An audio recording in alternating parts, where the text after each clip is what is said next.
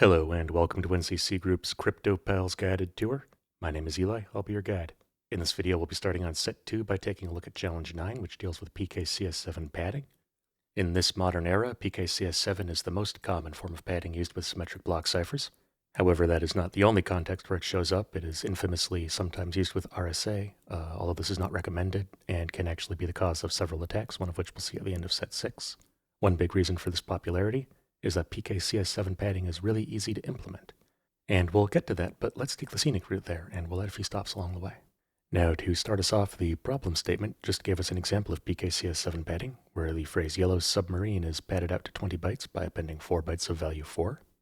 In practice, if you're using PKCS-7 padding, you're probably also using AES, or at least you should be, so you probably have a block size of 16, which would look more like this. It is worth noting that while PKCS-7 padding does depend on the message length, it does not depend on the message contents. It is also easy to compute for each possible message length, and easy to remove because the last byte of the padded message always holds the padding length. Knowing this, we might think that a super optimized implementation of PKCS-7 padding would only look at this last byte and then just discard however many bytes that byte tells you to. However, this implementation would not be correct, because in fact you need to look at each padding byte and confirm that they're all equal.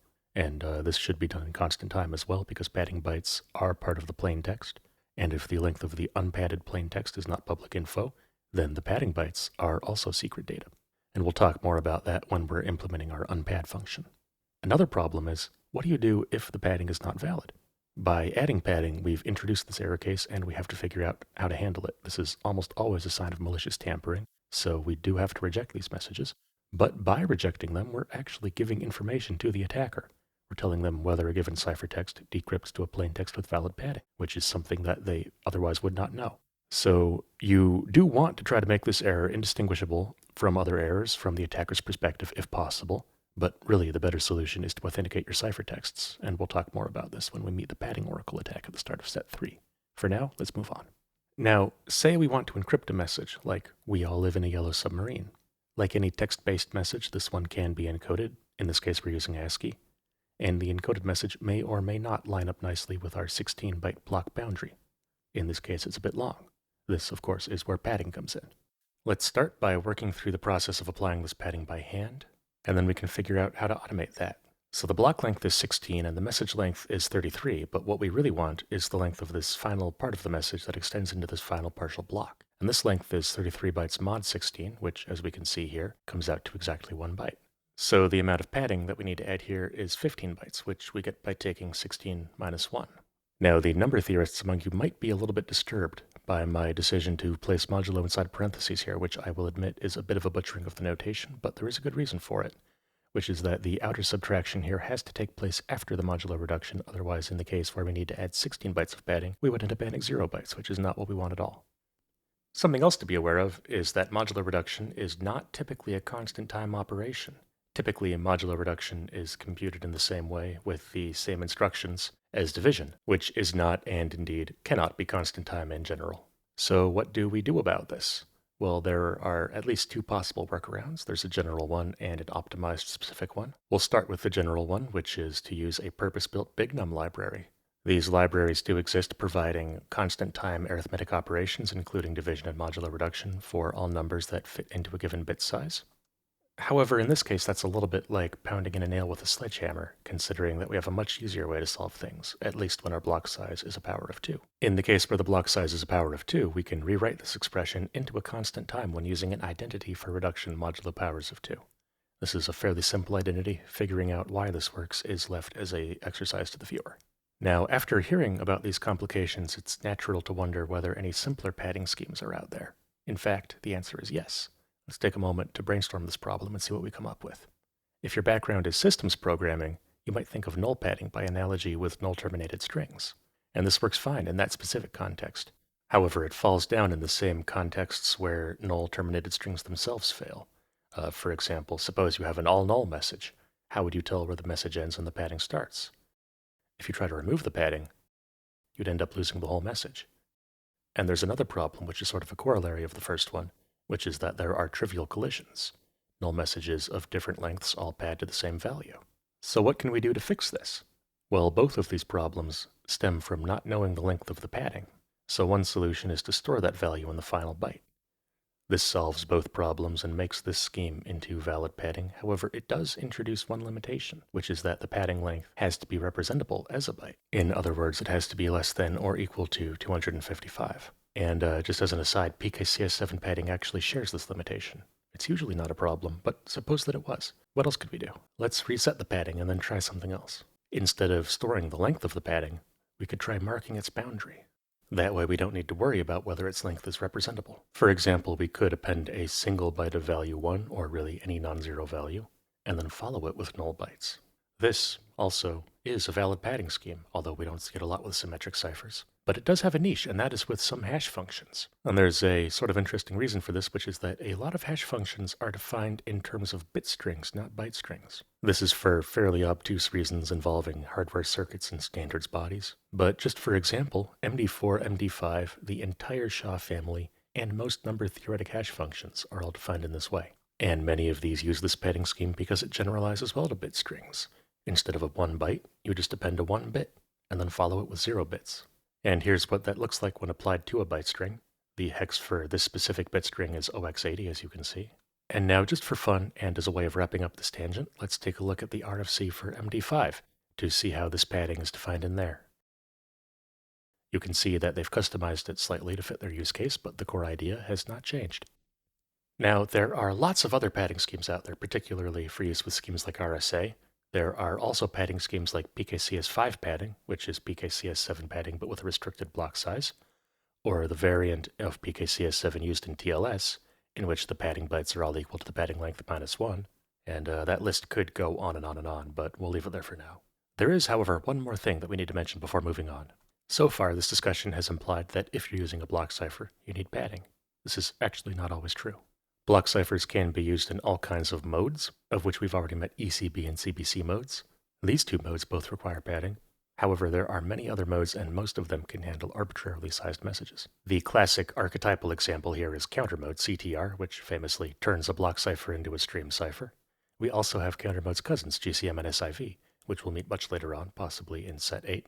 And there is even a variant of CBC mode called CTS, or ciphertext stealing, which uses a very clever trick to handle odd-sized messages without needing padding. We'll talk about that more in the very next challenge, which will find us discussing and implementing CBC mode. Now, looking at this table, you might think that it's obvious that these no padding modes would be preferable, and they definitely are preferable to ECB because ECB sucks. However, if we're comparing these modes to CBC mode, there's a bit more of a trade-off there. And the trade-off is, on the one hand, modes that don't require padding never have to deal with invalid padding. So this is one error case that they just eliminate categorically. And, that should not be undersold. That's a very attractive feature.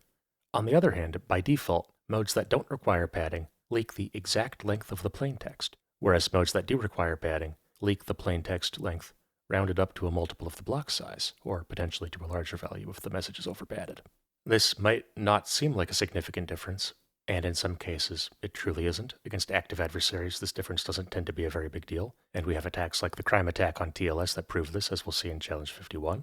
But against passive adversaries, and particularly passive surveillance, it certainly seems like this would be a nice property to have, to be able to hide your exact message lengths. The pertinent question here is, are the lengths of your messages sensitive?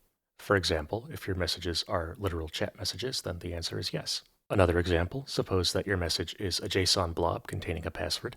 Well then yes, that length is sensitive. It very likely implies the exact length of the password, and even if it doesn't directly imply it, it certainly bounds it at the very least. And for a third example, suppose that the messages are all fixed to some non-secret length. Well then obviously you don't care if that length gets leaked, because it's already public information. In cases where you do care about hiding the message length, one solution is to apply padding even if the cipher doesn't require it. Remember, you can always do this because unpadding is easy. This is only really relevant if you're worried about passive surveillance, but frankly, you probably should be worried about that. It is known to be carried out a lot in real life by all kinds of adversaries. This happens on both public and semi-private networks. And if you want to hide message lengths from such adversaries, padding is one go-to tool for that.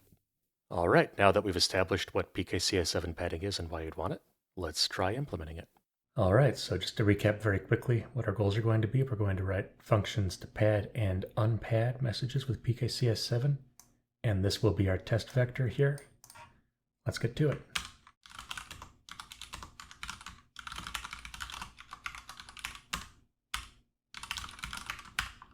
and this function signature is natural enough. We're going to take a byte string as our input, as well as a block size, which will default to 16, and we're going to return a byte string as well. And let's start with the first equation for padding length that we looked at. And this computes the padding length. However, as discussed earlier, it does not do so in constant time because it uses a modulo operator here. When we have a block size that is a power of 2, we can do better than this. Now, adding a general check for any block size to see whether it's a power of 2 sounds like more work than I'm really interested in doing here. So we'll just add a special case for block size equals 16.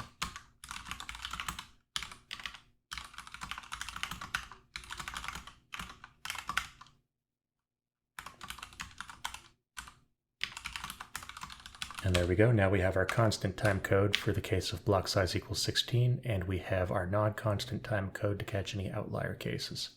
Ideally, you would provide constant time code in both cases, but frankly, I don't care. And this is actually something that I want to highlight a little bit, is with defensive code, it's very important to write constant time code because you actually do have secrets you're trying to keep. However, with attack code, you're generally not trying to keep secrets. You're trying to steal other people's secrets. You're trying to recover secrets. You're trying to stop things from being secret. And so a lot of the time, it's perfectly okay to have timing side channels or other side channels or really any sort of vulnerability that doesn't hurt you is honestly usually fine as an attacker. And of course, this all depends on your threat model, and this is something that's worth thinking about in detail. But in a lot of these challenges, I'm going to choose to write code in a non-constant time way because I think that's perfectly appropriate as an attacker. And that's something that I'm always going to call out as I'm doing it, or at least I'm going to make an effort to. But I'm not always going to write it constant time, even if I do mention how it could be made constant time. And right here, we're just doing something very simple. I think we've done this before, where we construct a byte string of length 1, whose contents are the pad length, and then we extend that out to the pad length. The reason that we're putting the multiplication outside of the bytes call here is because otherwise, if we were to do it like this, for example, we would be constructing a list of length pad len and then converting that to a byte string. So both our list and our byte string would have this length. But if you do it this way, then the list has length 1 and the byte string has length pad len. So this is just a little bit more efficient. And now we're on a roll here, so let's keep it going. Now this is the hyper-optimized version of the PKCS7 removal function that I mentioned earlier on in this video. And as I said at that point in time, this is wrong. The reason being that there's no padding validation going on here. It is actually important to treat invalid padding as an error case because it's something that never should happen under normal conditions. This just is sort of a special case of the more general rule that you should perform all the input validation that you're ever really able to do, because that's how you detect anomalous situations as quickly as possible, which allows you to respond to them. So let's go ahead and add some error checks here. So let's see. So the first thing that we want to check is if we have 0 as our padding byte, then that's obviously wrong, because you can never have 0 bytes of padding. You can have, between 1 and 255, but never 0. At least not with strict PKCS7. If you're using TLS PKCS7, then you can have 0, but that's not what we're implementing here. And the second case is, what if we claim to have more padding than we have message bytes? We want to reject that. And then what if not all the bytes are equal? That's also an error. And notice the ordering here, by the way, that we place this prior to this. That's because this ladder operation is more expensive here. Or at least I believe it is. This is just my intuition from writing a lot of Python. We could raise a generic exception, but I would rather introduce a purpose-built exception for this case. And this way, you can catch these errors with exception handling, and you know that your catch block will not catch any other errors that it's not meant to. And like I mentioned earlier, if this padding error is propagated in such a way that it is visible to a remote user, then you have introduced what's called a padding oracle, which is very problematic, as we'll see later on. So you have to be careful with how you handle these errors internally, and ideally you would make them as hard as possible to distinguish from any other generic error from the perspective of an outside user. Very often, that won't actually be enough to stop padding oracle attacks because, frankly, they'll know that they're doing something anomalous, and they'll be able to see whether it succeeded or not, and they'll infer if there is any error that it's probably this error. And then let's also note that this final test here is not constant time either, because it constructs a data structure whose length depends on the padding length. It's derived from this last byte of the byte string here. And a proper implementation of PKCS7 stripping would scan the last 255 bytes of the message. It would scan all of them unconditionally, and then it would use some clever constant time tricks to mark success or failure based only on the bytes that it cares about. We're not going to go that hardcore with this here, but you can find examples of that online. For example, I always refer to the Bare SSL project by my colleague Thomas, which is really, in my opinion, the gold standard for constant time code. But in this code, like I said, this is attack code, and I really don't care. In fact, truthfully, one reason that we're doing this up here is not just is it constant time, it's also fast. This bitwise AND operator is much, much faster than modulo. So that's another attractive thing about doing things this way. In a compiled language, you would probably see this compiled to this if it's known at compile time that block size is 16. But of course, we're using Python, which doesn't have a JIT compiler, at least not yet. So we need to handle these things ourselves. Anyway, let's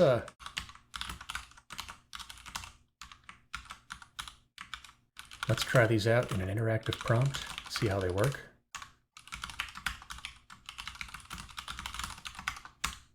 And we can see this works as expected.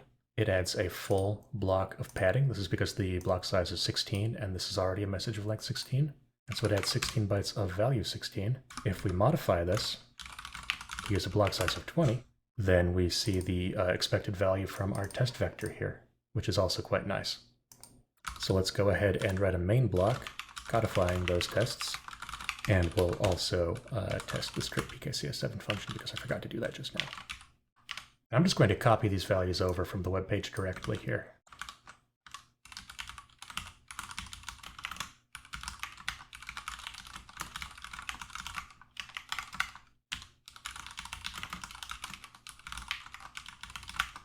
So now we can test that this has the value we expect and that this has the same value as the original plaintext.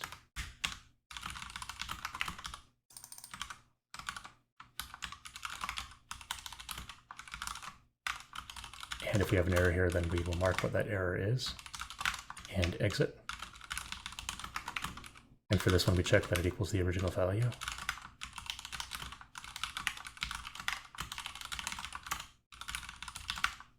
And it can bail out if there's any problem.